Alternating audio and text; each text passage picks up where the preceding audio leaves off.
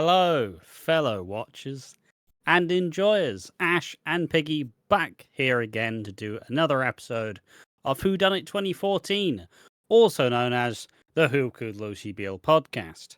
Today's episode is going to cover the biggest storylines and takeaways from week 21 of 2014, or the episodes from the 19th all the way to the 22nd of the 5th, 2014. I'm tired of saying the month because I don't know where we're at anymore. Obviously, could just do the maths, like. Obviously, this is remember what you're doing, Piggy. Oh fuck! I didn't change the title. It doesn't matter. I'll change it because I was too busy. You'll find out why I was too busy, lads. But fairly quickly, just bear with me. I know the screen's currently black, but this should be titled "Who Killed Piggy's Internet?" Because fuck me, my internet went full of we're lagging. No, we're not. We're back. My fucking internet's turning into prime Hulk Hogan. We've got this new up and coming wrestler, Hulk Hogan. Can you put them over? Well, you see, brother, what colour are they? African American. Doesn't work for me, brother. But yeah, this is the WhoDunNit podcast. Obviously, me and Ash. 21 episodes in. Would you believe it? 8 more to go on. We've actually been pretty consistent with these beyond a certain point. We realised that why the fuck are we just not doing it? We can just bulk it.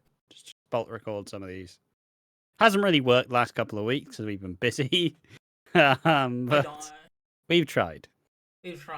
Now, obviously, before we get into it, we're going to be talking about funerals. And again, I guess I should share my screen right now, so... Just remember to hide it on the... Yeah, I know. The boys learning. So obviously that's currently fucked for a second, but that's because I'm doing this. Now you can see that, can't you? Yeah. So obviously we're going to be talking about... I need to unmute it. Oh yeah. Obviously we're going to be talking about funerals in this episode. And I found this clip. And this guy, he's in Ballyfermot. I think it's Ballyfermot. A place in Ireland. And basically, Ash didn't know this. I thought this was a well-known thing. But over here in Ireland, like, we have a website where, say, his nan Margaret dies at like 75. There's a website called rip.ie where you just go, Margaret, enter Ash's last name, has died 76 in Galway. It's pretty much up there. They give you a little photograph of bio and shit. And also, we live stream the churches, like this church's live stream. So people, if they see, some people can just... You reckon it's someone's guilty pleasure? I'll miss my nan. Can I watch someone's funeral, please? Yeah, go on then. But obviously... And like they start belting out the tunes that they play. It's like when my nan died. For some reason, her song was "You Raise Me Up," so I can stand on mountains. So, like, obviously, my nan was a fucking incredible woman. I absolutely adore her, and I still miss her to this day. Never knew that would be the song choice for her funeral. And secondly, as I was already in tears, but it is very hard to keep a straight face when you have to sing "You Raise Me Up" as everybody's gathered. Just, you raise me up, oh fucking hell, yes I can stand on fucking mountains. But yeah, it's a wild one. So obviously, like, I don't know what the website's called. I like to imagine, because you have Chatterbait, this is called God of Fate Bait, some shit like that. Where you basically just look up your town you're from, and there should be a live stream of the fucking ceremony. So obviously some guy went digging. Oh fuck, this video's already playing. Fuck. So this guy obviously went digging, and he found this in Ballyfermot. This is a guy giving a eulogy, and I want Ash live reaction to it. I've obviously seen it, but this is some eulogy. There's no need with this. Right, you just have to bear with me because I've done short of prison sentence done this. I just say, I'm now getting stitched with a fucking. Sorry about that. Huh? Right, I might need a hand, but I'll give you. A reading from the letter of St. Paul to the Thessalonians. I don't even Fucking hell. understand it, to be honest. We want to be quite certain, sisters and brothers, about those who have died, to make sure that you do not grieve about them like the other people who have no hope. I don't get that, right? We believe that Jesus died and rose again, and that it will be the same for those who have died in Jesus. Still, God will bring them with him. We can tell you this from the Lord's own teaching, that any of us who are left alive until the Lord's coming will not have any advantage over those who have died. I sound like a blatant politician, man. Who wrote this? Come on. Still not finished. With thoughts such as this, you should comfort one another, the word of the Lord. Now, I wrote my own prayer now. Sorry, sit down.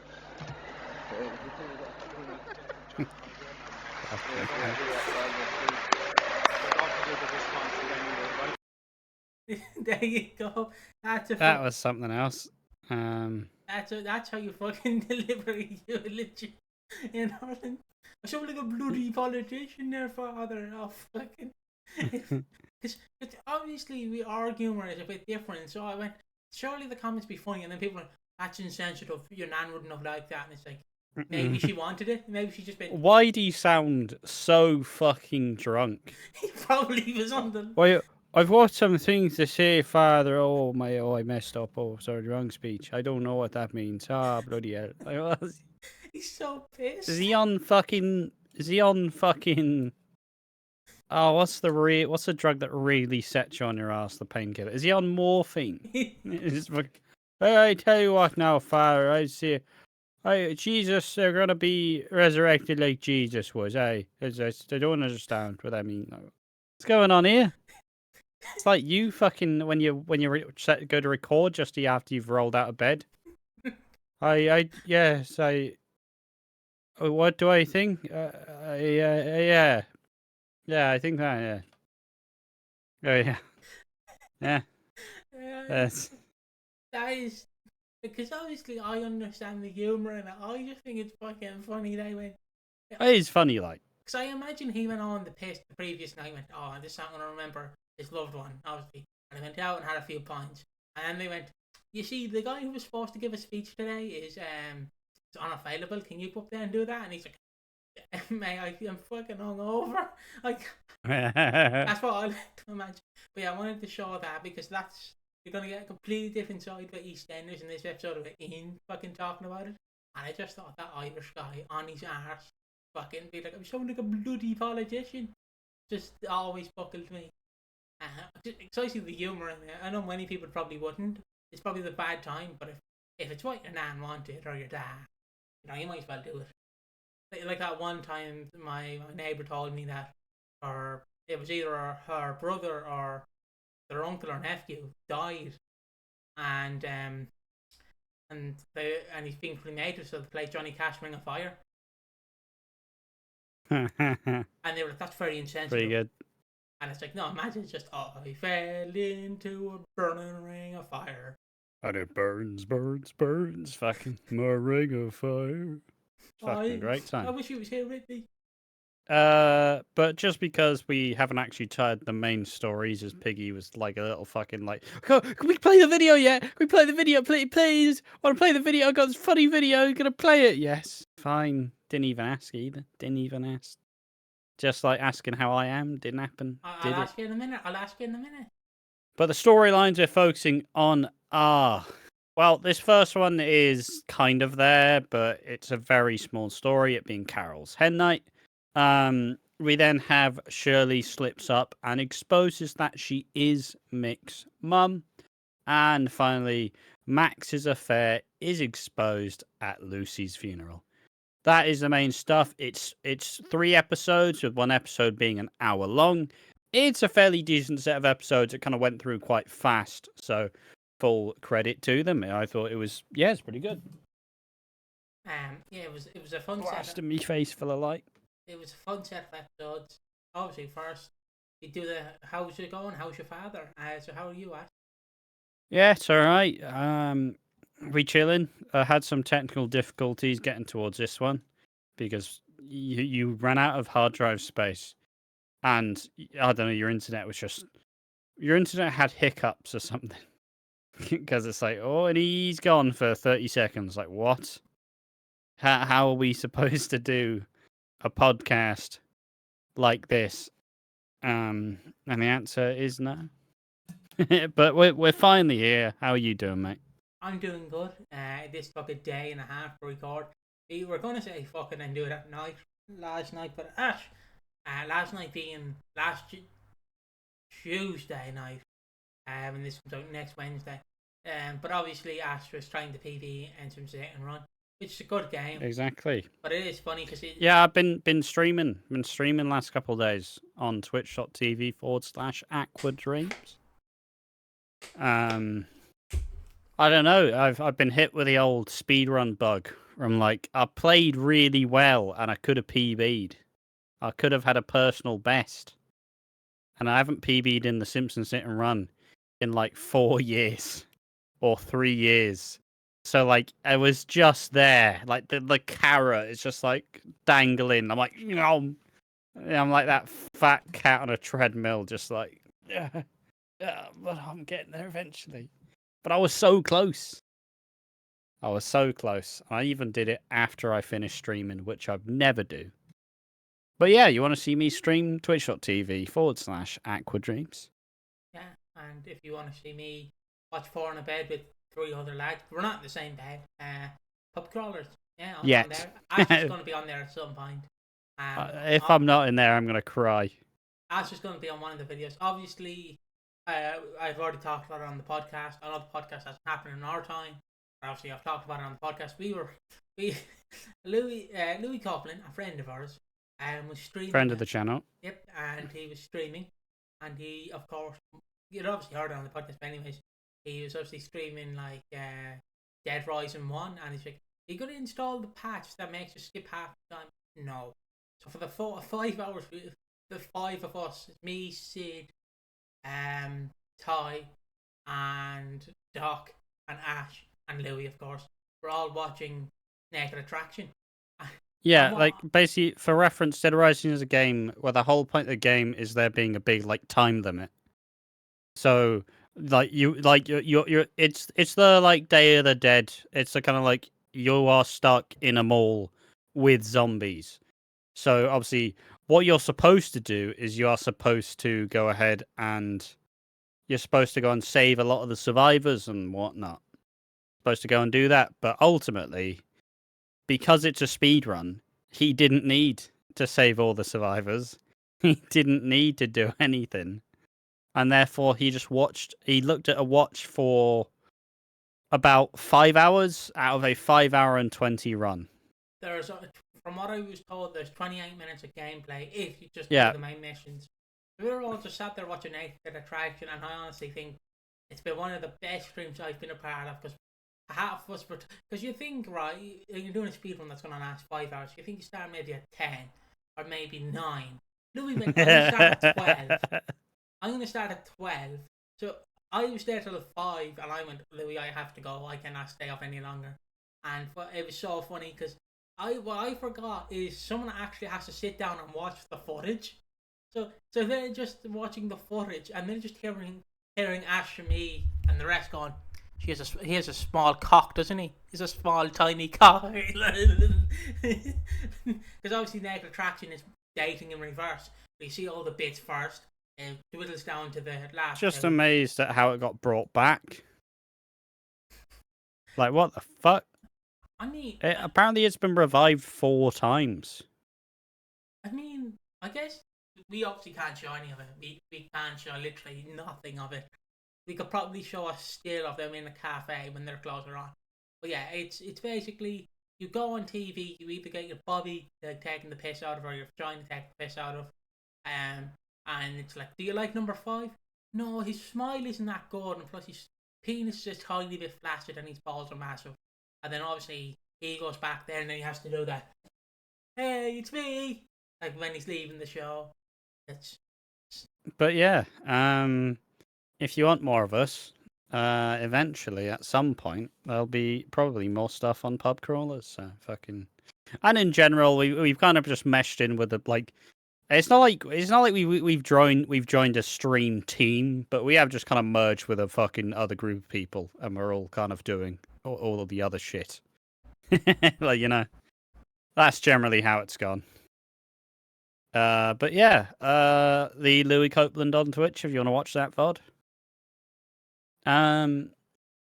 Yeah, so that's just pretty much that's been happening. Likely see more stream stuff from me, and Piggy will likely be doing other stuff as well. So if people actually want to go do that, as said before, you know where it be.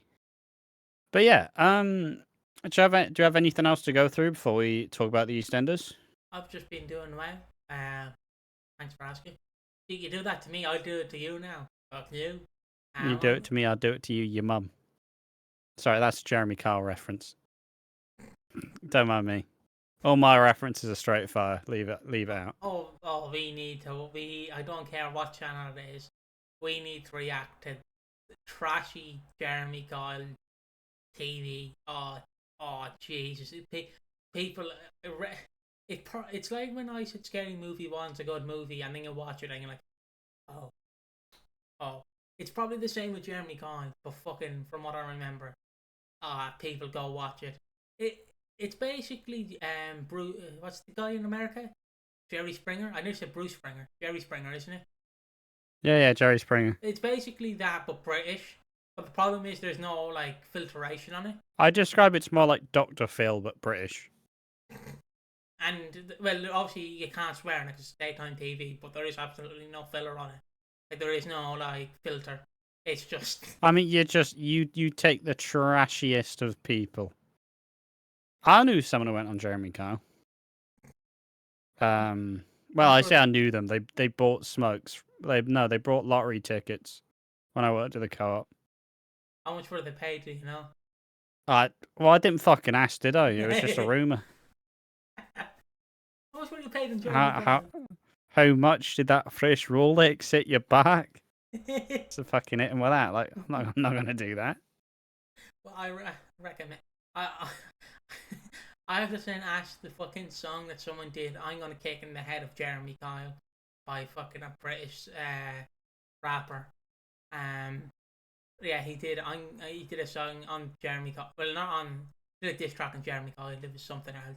And then early to mid 2000s. He is a bellend. Jeremy. Yeah. Yeah. God, I have to. We're back on the Watching Walford channel. I can't say the bad C word. That kind of blows. Didn't people like end themselves over it because of the show? Well, there was some scandal where someone who went on the show, I think, took their own life.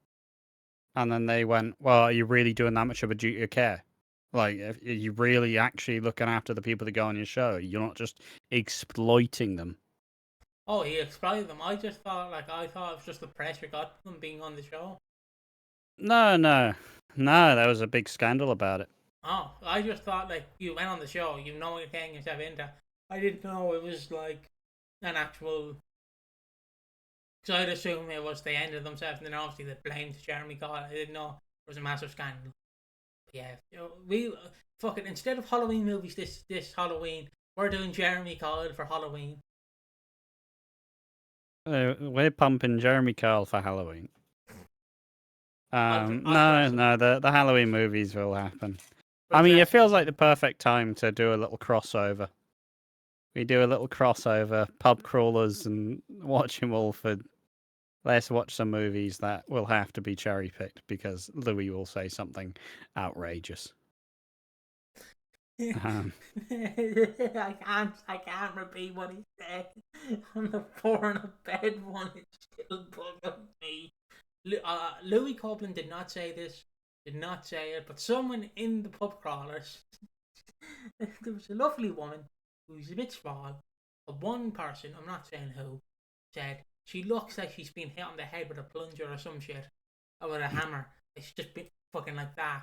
I'm not saying who it was, and I had to go to Rose and go, cut that out. And then he said the R word, and I went, cut that out. Then he said the C word, and I'm like, cut that out. We're like, we told you what words you can't say, you're fucking saying them. Yeah. Oh, but yeah. Mate, I feel like I'm gonna be like that. Like, it's gonna be the thing where it's like, you know that picture where it's the army and then there's one clown. Well, I feel like I'm gonna be wearing a fucking suit. It's like I have been doing this for the last year and 7 months. Who's hosting this, guys? Nobody. Ah, bloody hell. Fucking shit. Also got Ash more You need to overhaul your shit. It also got Ash active in the Discord and in the mod chat. Yeah, I'm actually applying myself. I tend to keep to myself like a hermit. So it's been an odd one. We're all planning a meetup at some point. We're all going to go to Legoland. And Lapland. Not entirely confirmed. Yeah, not confirmed. But I guess just like Legoland being sore for your arse, I guess it's time to be in a coffin, or it's going to hurt your arse even more. It's time for EastEnders. So, worst timing for a yawn, fucking hell. It's like, alright, he's doing the intro, shit. Alright, so the main topics are Carol's hen night, Shirley slips up and exposes that she's Mick's mum, and then finally Max's affair being exposed at Lucy's funeral. Obviously the main two will be Shirley slips up and Max's affair, but the Carol hen night is intriguing enough to not be, but also a lot of it it ramps up over the week and there's not really a good time to fit it in, so yeah. Whitney and Bianca are planning Carol's hen night, which is the day ahead of Lucy's funeral. Carol wants to pot off a chemo session to go to the funeral, and Carol has stopped all plans for the hen night as she is furious at David for keeping Max's secret. All this while Nicky keeps fannying around, wanting David's penis attention. He wants his attention. He wants it to stand to attention. They then, at the end of the week, plan to have a hen night at home, while Liam lets Bianca know about David and Nicky. He does it in the most EastEnders way possible, where it's like, I've seen them together. And Bianca's like, you've seen them? So obviously her mind's going to run away with it. You were shagging in front of my son. It's like, no, that's obviously not what it means. Like, fucking... But, you know, Bianca is Bianca. Telling him all the parts of sex. He was holding my hand. What? I need more support. I'll get you banned in Dubai. Please help me. Please hold my hand, please. I can't. It's against the law. But yeah, now on to the Shirley stuff. Shirley slips up and exposes that she's Mick's mum. This, after last week, Mick finds Shirley distraught on the table, hungover, and Mick is furious. Mick wants to sort out things with Dean, but Stan takes over and tells him to let me sort it. He tries to find a middle ground and offers him reconciling with Stan to be like Dean reconciling with Shirley. This is Mick to Dean. Dean says he's here to see Denise and his favourite auntie, Pat. However, obviously, I don't know if he's on that fucking snail mail, but he doesn't know that Pat's dead. He's a bit late. He's a bit fucking late for that one. After Stan helps him smooth things over with Dean, Mick offers Stan a real chance to stay. Telling Shirley, look, I will do my best to help you, like, make things up with Dean. And it's into the question, because obviously Stan's brought in, he's that racist uncle who comes around at Christmas, and you get fucking sick of him, so you put him back in the home for the rest of the year. But at this point, you do see that Stan is genuinely trying to look after his family, and he is trying to make things up, even at the expense of himself. he understands that as a father of Shirley, he does need to put her first sometimes. And he will actually take the rap for things that she did. More on that later. Tina lets it slip that last time Stan was decorating, it was the day that he went to A&E after his mum tried to drown him. During the family meal, Mick learns that Sylvie wasn't there. So who tried to drown him? And Dean wants to apologise to Patrick and Yolande, then heads to the Vic to sort things out with Shirley. They have a really awkward reintroduction with there being a lot of bad blood.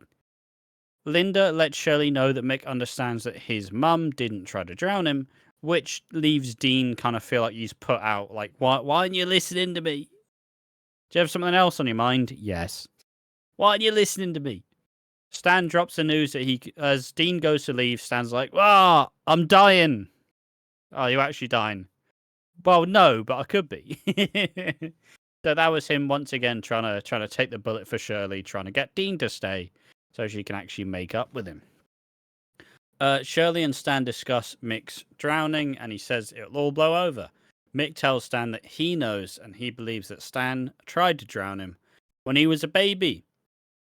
Mick decides that it's time for Stan to go, and he takes on the chin and wants Shirley to actually benefit from this.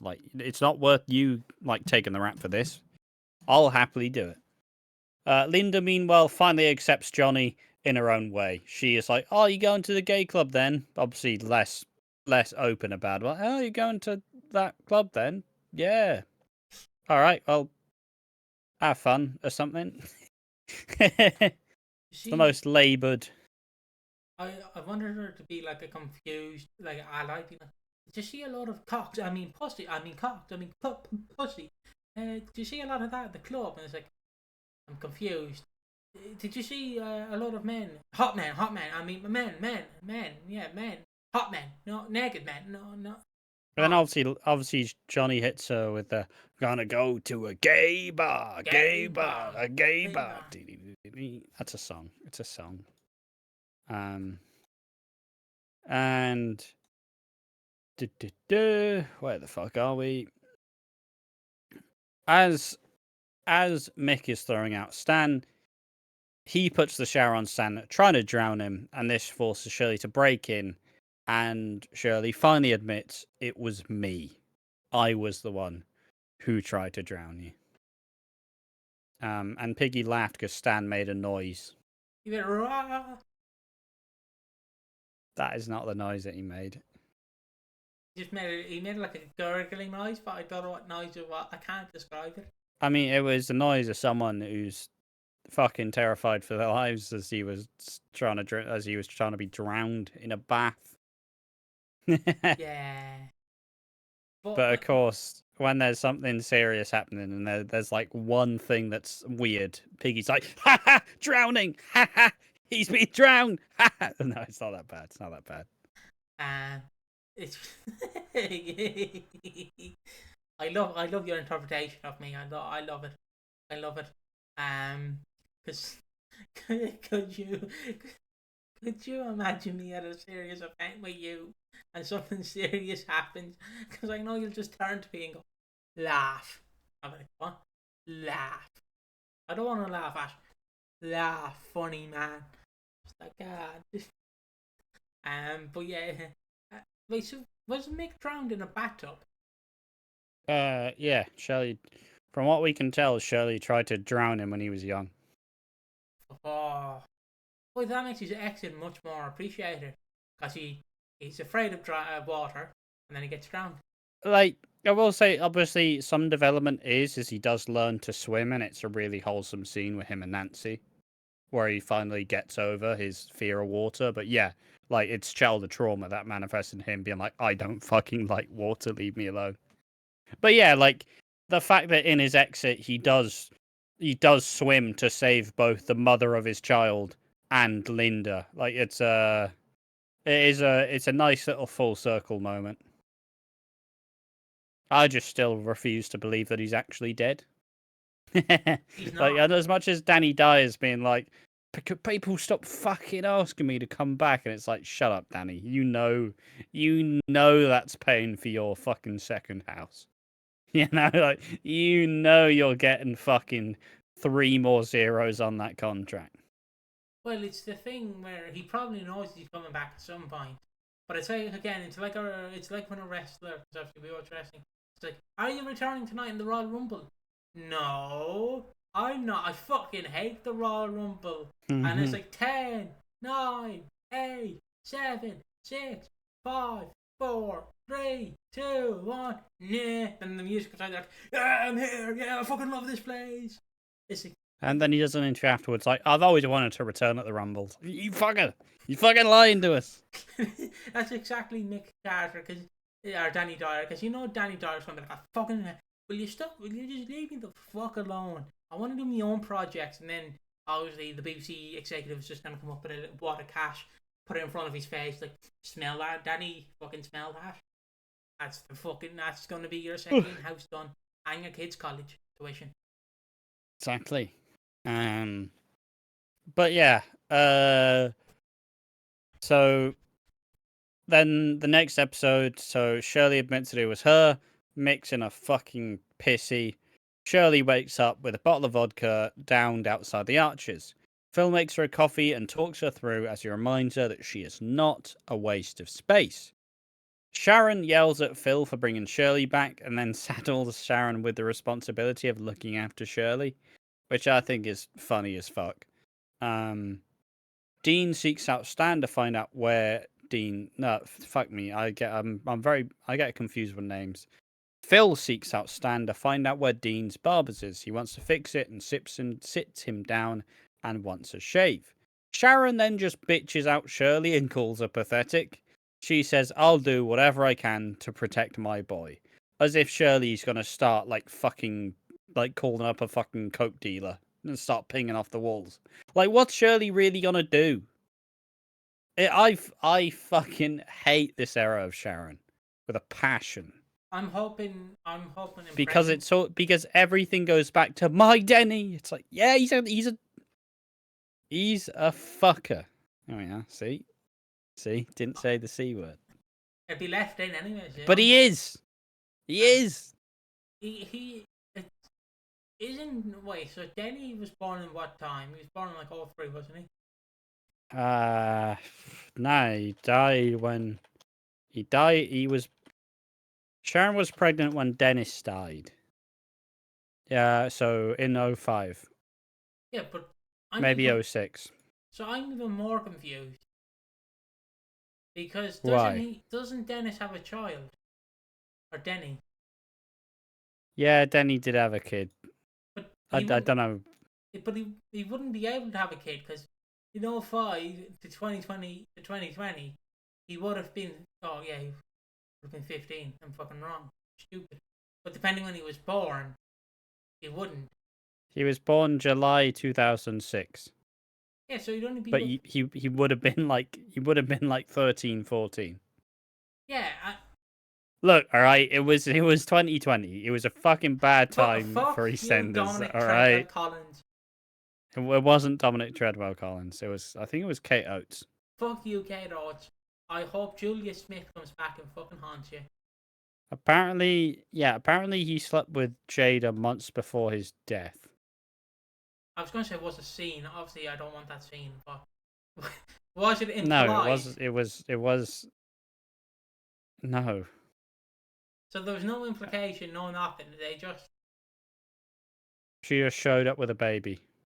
Fucking hell, that's. I think Dennis was 13, 14, and Jada was 13, 14. Look, it happens, all right? Teenage pregnancies happen. Yeah. They didn't really highlight a teenage pregnancy. They just had Jada show up one day with the baby. I wonder why Sharon didn't take it off. Well, Jada left because Janine blackmailed her into leaving. And then Jada, and then they changed executive producer. So she got axed. So technically we do have the great grandson of Denmark. Yeah, technically. but it's removed all of the legacy. Technically, it's Dirty Den's grandson, but also it's with Denny and Jada. I don't even know her second name. That's how important a character she is. Yeah, but Sharon, I fucking hate Sharon at this time, as said before. I hope they don't redo my Albie. My Albie. I'll do anything to protect my Albie. It's like, Sharon, you're 60, fuck off. what's age got to do with it? What's you're down the stairs? You want to care for your Albie? How about now, you stupid? Whee! Do what Tommy did to Cat Moon last week. Just fucking one, That's two reasonable. That's relevant. But yeah. Shirley in return steals 2 bottles of Chardonnay from Sharon's and gets fucking shit-faced again. While Phil gets a shave from Dean, he tries to get him to look past Shirley's, look past what she did. Go further. And it's implied that Dean, fucking slices Phil open with a razor, but it turns out he just cut himself with a razor. And Phil then wonders, what would it take to move beyond your issues? And he goes, an apology. All it needs is an apology.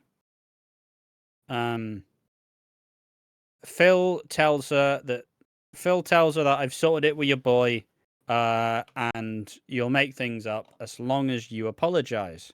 And she storms out drunk as fuck, saying, I need to go say sorry to my baby boy. And she goes straight to the Queen Vic and apologizes. And then the duff of the week of the final episode is Phil looking fucking stunned as it is revealed that Shirley is Mick's mum. Duff. Yeah, the camera hasn't been on me for the entire episode. I've just had it on Ash when he was talking. Hello, I'm here. I'm still here. Yeah, what do you think about the reveal? I thought it was a build up to Christmas, but I guess it's kind of like Keanu's death. It's obviously we know that it came out, but at the end of the day, Mick doesn't know. So the audience knows, but nobody the audience and Phil knows. So obviously it'll all build to it. Like a pantomime. He's over there. No, he's not. He's behind you. No, he's not. I love this. Obviously, it's so weird. It's almost like a Mandela effect, where if Heather wasn't killed off, we likely would have never seen. We'll probably see Danny Dyer on EastEnders, but probably a different character. But we would have never seen this. So technically, all we have to thank is Heather and Harry Hill to an extent. But Harry Hill loves Heather. So it's great seeing this reveal. Oh, because Heather died, so they need a new family. Yeah, got it. Yeah. Bit of a fucking long one. Yeah. It's only something we talked about. Yeah. See, I bring up the conversations that no one else talks about. I bring up the real truth. But yeah, it's fun seeing the reveal of Mick Carter's mother. But I loved this week of Shirley and Mick's scenes. Because I always tell Ash that I'm loving Dean in this era, and I don't get to love him after. Fuck, we're going here, aren't we? And I'm not going to go into why. I'm going to leave it as a surprise. It's a topic that's being killed to death by both me and Ash. But I'm by you. Don't fucking bring me into this. I'm bringing you into this. It's your channel too. Every single time Dean was mentioned, it's like, oh, I love how everybody calls him insert what he does. It's like, oh, for fuck's sake, he's saying it again. It's the 3rd time this fucking episode. Please make it stop. Isn't it so funny how this? No, it's not funny. Stop fucking saying it. Obviously, I'm loving the entire Dean not being with. I don't know why. He's an absolute bellend. He's handsome though. I don't care if he's handsome. He's a fucking prick. He's been an absolute prick, right? But he's a lovable prick at the moment. I wholly disagree. And I'm loving the whole interaction with him and the characters where he does not want to be part of the family. But Stan is really trying to get him to be a part of the family. And it's going to be interesting to see where that develops as well.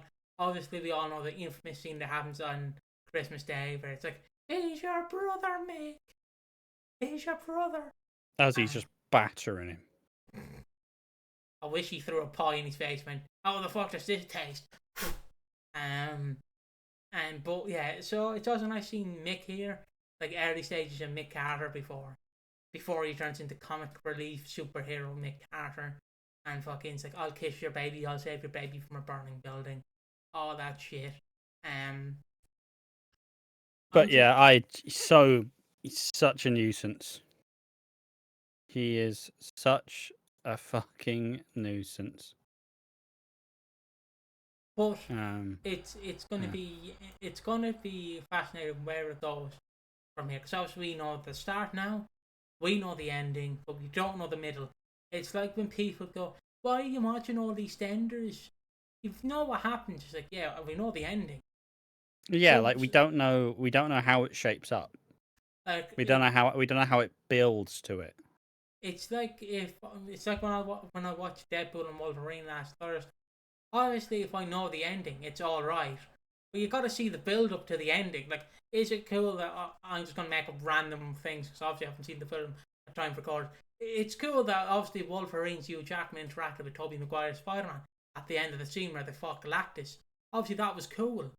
But it was nice to see how Wolverine got up there to meet Spider-Man. Does that make sense? Like it's obviously it's all about build up and how it plays off. It's again like Spider-Man 3, where it's like you're coming off Spider-Man 2, arguably the greatest superhero film to this day. I'll fight anyone on it. And then it's like, how are we gonna follow up? Is Spider-Man 2 the best? It is for me. It's the best Spider-Man movie, I think, because it has Peter Parker struggling to be Spider-Man, where he quits, and then like they all want Spider-Man back, and then he comes back and beats the shit out of Doc Ock, and he's like Spider-Man again. And it also has Dashboard Confidence as Vindicated, which I love, because it's a 2004. That's either in Spider-Man 1 or Spider-Man 2, but it's a 2000s fucking like mid emo fucking West song, like. But yeah, it's like that, and then you're going into Spider-Man 3. It's like, okay, Sony, this is my idea for Spider-Man 3. I want just these two characters, and then Sony going, actually, my son Benjamin likes Venom. Can we introduce Venom? Oh, how about Sandman? Okay, Sandman and Venom. We can try. How about Harry's the new Goblin? Oh, okay. How's it gonna work? Like, obviously, you need foundation, and that's what I'm trying to allude to here, where it's fun if you know the ending. Yeah, he did actually have a genuine point to make. It wasn't just using the excuse to talk about Spider-Man, some would say. I mean, I think but yeah, exactly. It's good to know how the sausage is made. Obviously, we know the main plot points, but we don't know the build-up. Mm-hmm. And obviously, I don't think Piggy's gonna keep the same enjoyment of the Dean character beyond a certain point in this story. No. Because, yeah. If I do, I know Ash is just going to boot me off the channel. I'm going to fucking scream. Oh, sorry. It's funny because Dean's what are you doing, Ash? Get off me. I've got a gun to your head, Piggy. Don't you fucking mention it. But hey, we are reflective. We can joke about it. Someone's got to... I need someone to AI it. Do you know, like, when you see them AI videos where they're trying to prevent the meme from happening? So it's just like, so there's this new AI software that came out. So you know, like, what's 9 plus 10 is 21.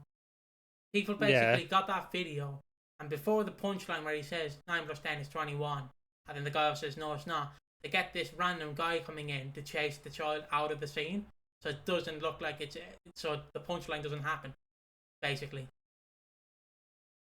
Sounds fucking shit. It's shit because the AI can't, because you know, like, the child's small. The child goes from being a small child to a fucking grown adult. So like, they've obviously done famous memes where like they've just taken famous memes and they cut out before the punchline, or like I don't know if they did one, but an example I could give that I could somewhat tell you that would make sense. It's not like when PewDiePie was on that bridge in that one game, and then he said that word. Basically, people will review that clip, put it in the software, and go, "Can you get this man to come in to chase PewDiePie out of the room before he fucking says the word?" And that's what they do. That's what I'm trying to get across here. Someone's going to AI us. Dean Wicks is it? Oh, someone's behind me. Oh no. Oh, it's a fucking stupid thing. But yeah, who the fuck? I don't know. I don't have anything else to say on that bit. So I think finally, like, I think there's a difference between knowing how something ends and between experiencing how it ends. Because like, yeah, sure, you can be told in passing, like, oh, it's like spoilers, right? It's like the old fucking famous absurd spoiler from 10 years ago is that Snape kills Dumbledore. Spoilers, by the way. If you haven't watched Harry Potter yet, fuck off. Obviously that's the big thing, and you hear it and you're like, oh, what the fuck? I mean, he's a bad guy, but obviously experiencing it, you know that Snape is actually trying to fucking do his best to protect everything. It was all a plan. It's all like, oh, he fucking did that, but he's trying to help. Trying to help. I do. It's been a while since I watched Harry Potter. I don't remember if that's entirely accurate. Someone will correct me. But obviously there's a difference between just hearing about it and going, oh, that sounds shit, and watching it all, and then you're like, whoa, what the fuck? But it's a good thing to do. Only you can really make your own opinion, and how can you make the best opinion is to fucking watch it for yourself. It's like that one, because I immediately, when you said that, I immediately thought of the classic Simpsons clip. There's a flashback scene of Marge and Homer, say in episode 2 of the original Star Wars trilogy, the one where Darth Vader turns out to be Luke Skywalker's father. And obviously the joke is Homer and Marge are walking past, and like Marge goes, "Oh, what'd you think of the film, homie?" And Homer's like, "Oh man, I love the film. That's that twist when Luke Skywalker will be Darth Vader's father. Oh, brilliant!" And then obviously you have because there's a whole crowd waiting to go in to see the film. It's just like, oh, you spoiled us, you wanker, you spoiled us. Obviously like that. But yeah, it's kind of like how we watch wrestling, like from 10 years, 20 years ago. Obviously, my memory when it comes to wrestling is somehow phenomenal. Like, because I ask, like, what happens on this pay-per-view? And then I'm like, I think this guy shows up. And then 5 minutes later, he shows up. So it is like we know some ending to some of it, but we don't know all of it. And it's fun to see. Not fun to watch because it's like, okay, there's going to be a stinker match between these two fat lads. That's two tall lads who can barely work. Let's see how this fucking goes. That's just like diss like Glenn Jacobs' Kane. Fuck Glenn Jacob. But yeah, finally, let's fucking get back on topic. Max's affair is exposed at Lucy's funeral. And obviously this is the bit with the most amount of notes, but it's not too much. Because it's all fairly concise. Ian's stressing out about Lucy's funeral and is obsessing over every little detail. He is slightly upset knowing everyone else is moving on, but understands that no one really knew the funeral this week. David wonders why Max is going to find himself at the funeral, considering he was involved, and Ian goes to see Jane, but who opens the door? It's Christian! So good old Christian Clark, Jane's brother. Saeed and Christian are still together, and they're still together at this time in the modern day. Thank fuck they were never properly brought back. Because they would have been ruined. Oh, you like this love story between Christian and Saeed? Dead. Like, what? No, but no, you can't do that. Dead. Like, oh, fucking hell, they're doing it again. They're killing off my gays. They're killing off all the gays. Fucking Neighbours does it. Fucking Hollyoaks does it. Emmerdale did it. Does Emmerdale do it that much? A little bit, yeah. EastEnders, of course. Fucking hell, that's the EastEnders trying to kill me. I'm a part of the alphabet crew. Don't kill me off EastEnders. The alphabet crew. Some would say it sounds like a diss, but I am the A. Imagine. Stands for asshole. It stands for asexual. It stands for ass because I love licking ass. That's getting clipped out of context. I can't wait till this podcast goes off the air and then all I hear from Ash is, you remember at 49 minutes when you said A stands for ass? Can you make that a TikTok edit, please? Make it a TikTok edit. I thought you were just gonna say edit it out. No. Oh, fuck You definitely go clip that out of context, Piggy. Post that. And then if you said it, you'd be like, put it out. Exactly. Oh, I need to cough, but I'm just gonna keep fucking going. Go for a cough there, man. Nah, I'll be alright. Well, you don't have the fucking notes, do you? Give me the notes. If I stop the podcast stops. Christian says Saeed is alright, and he wants Christian, and Ian wants Christian, Jane, and Bobby to all be at the funeral. They both remember Lucy, and Christian brings out Yasmin, who is obviously Saeed and Amira's daughter, but obviously Saeed and Christian are her parents, which is fucking sick. Jane is staying with Christian. She's mortified about going to the funeral. She doesn't feel like she can go through with it. While Max tries to console Ian, and he does an okay job, but of helping Ian understand what to do after Lucy.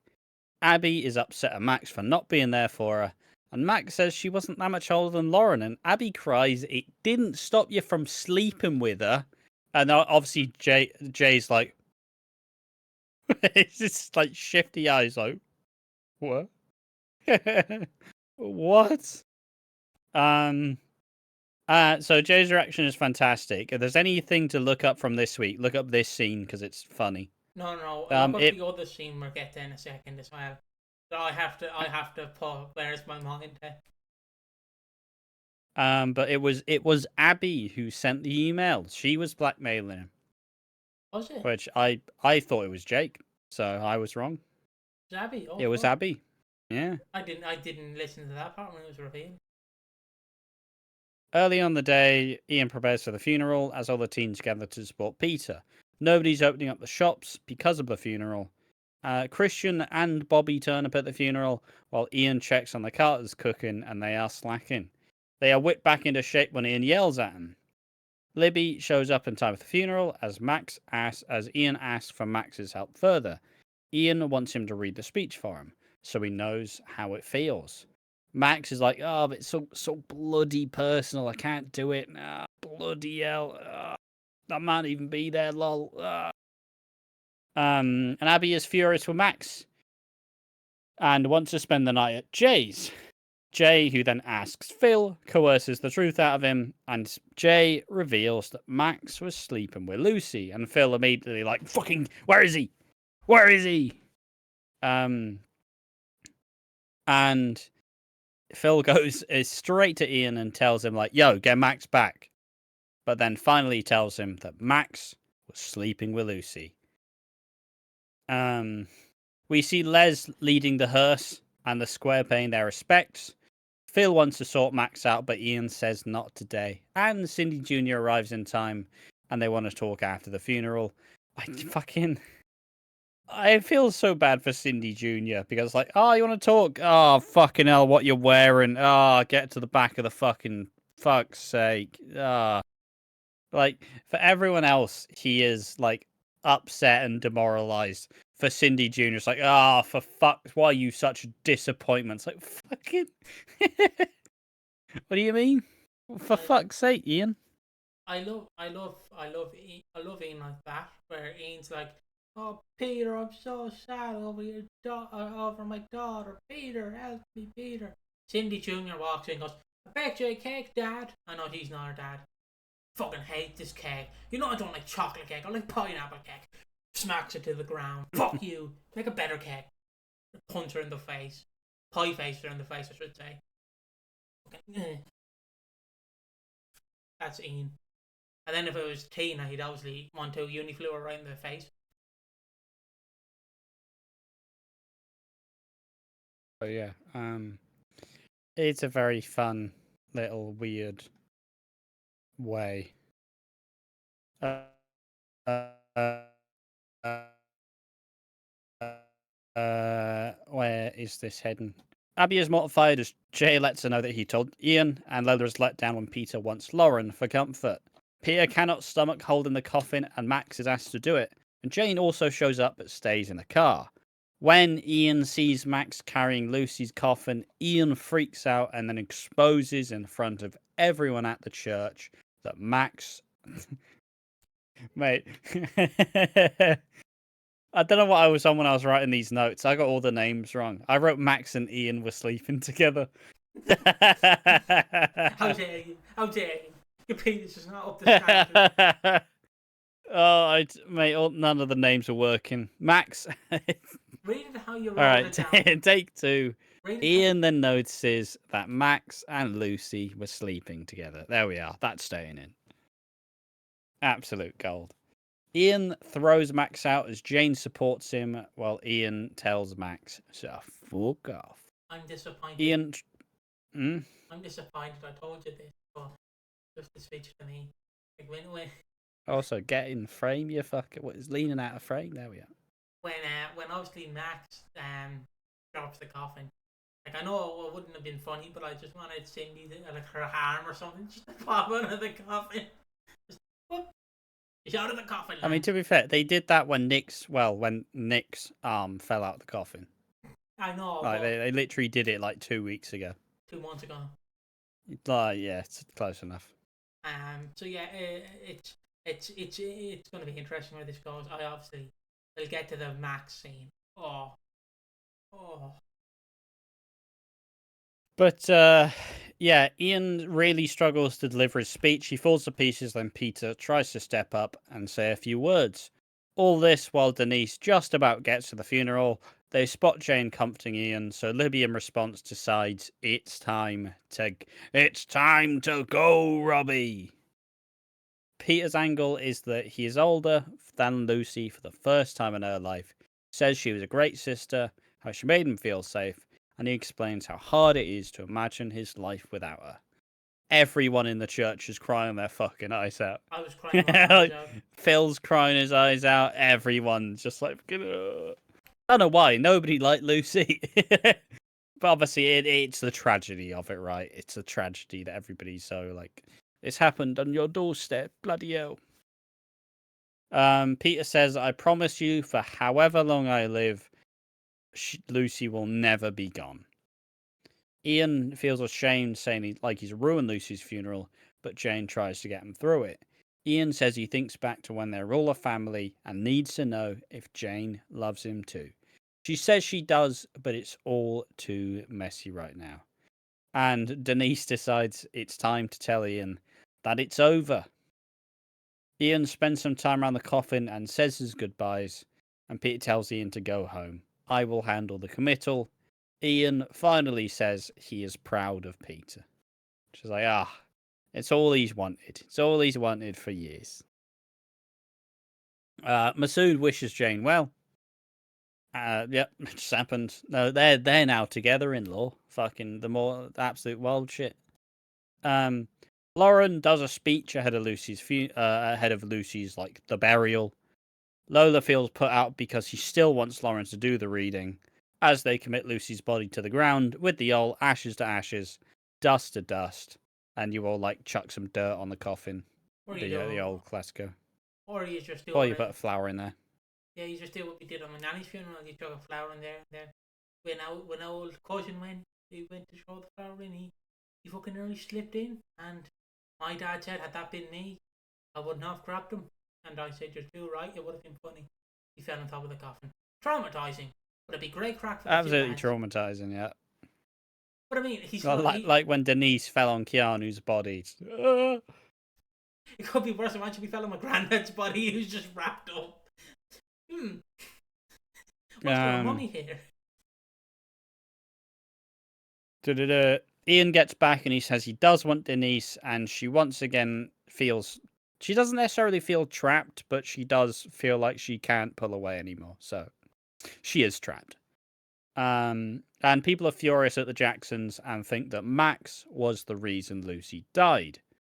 Phil and Alfie head to Max's and say, "You are not welcome here anymore."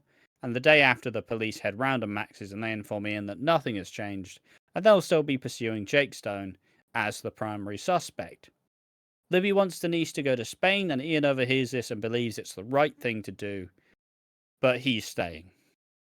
Peter tries to ground Ian from not thinking about Max and Lucy and then continues by thinking maybe it's time to bring Bobby home. Denise leaves and Ian slowly starts to think it's time for things to return back to normal, and literally everybody is avoiding Max, who is obviously the thumbnail of the video, where Max is just like laid down, like fucking eyes like red, like he's been smoking a blunt, just fucking like his whole world is crumbling. You want to say anything about it? You see, you love the fucking. I loved this scene because I immediately thought of like Pixie's Bears My Mind, because that seems like a brilliant, like the way it's shot like from like above him. So like I'm just imagining like if it was in a movie, they'd zoom into him, and then like they'd have a little thought bubble, and then it obviously cut to him hanging out with Lucy, you know, in the field, you know, running in the field, getting ice cream together, you know, frolicking in the garden, all that shit, getting ice cream. You remember that time she put paint on his nose? He put like black paint on her nose, and then had to quickly wipe it off. You know, all the shit like you do, like a couple would do, and then obviously. Yeah. But knowing Max, they'd be like, "Oh, you remember that time she thought, my God, oh." That's what the EastEnders writers don't want you to know what Max is thinking of, but that's what he's thinking of. I loved it. I fucking loved it. He's just passed out on the floor. It's so funny. It's that's gonna be Ash at Wembley. So it is. Passed out on the floor. How many more do I have to go till I can go back to the hotel? Please. Yeah. Chris Jericho's on. Oh no, please send me home. And finally, Lauren lets it fucking rip with Max. She talks about how ashamed she is of him, and Max is spineless and absolutely crumbles under the confrontation. Like, how long was it for? Oh, I don't know. Oh. You fucking know, you dickhead. Don't fucking tell me. Oh, it wasn't that long. He fucking crumbles. It's like me in a confrontation. I'm gonna tell him. I'm moderately displeased with your actions. Yeah, great. Sound. Cheers. Fuck off. And her and Abby are staying at Cora's. And that's the week. That's the week of EastEnders. It's probably now time to go ahead and talk about the prime suspects. Normally we do 3, but simply there is only going to be 2 for me. And first is obviously the prime suspect as a whole. It's Jake Stone. He's still under caution. He's still arrested. He still is the primary suspect as far as the police believes. We've gone through the reasons why Jake is the prime suspect. I don't need to flesh it out any more than we already have in previous weeks. And do you have any others that aren't Jake Stone? Third for me is Lee. He's still there. He's still there. See, Ash was always going to bring 2 or 1, but he's always going to be back in my mind. Just like, no, can't make that joke. Gonna say like just like Max's cock was in the back of Lucy's mind. You said you can't make that joke, then you make that joke anyway. Yeah. I needed it to fall. And then it fucking bombed, didn't it? Yeah, that's what I needed it to do. I needed to let the joke out and let it fail. Because then I know how ashamed you are of me. That's why I needed to let the joke out. See, it's all about friendship on this channel, you know. Ash has a terrible joke. I have to sit there and giggle. But when I make the terrible joke, Ash has to stand there and be like...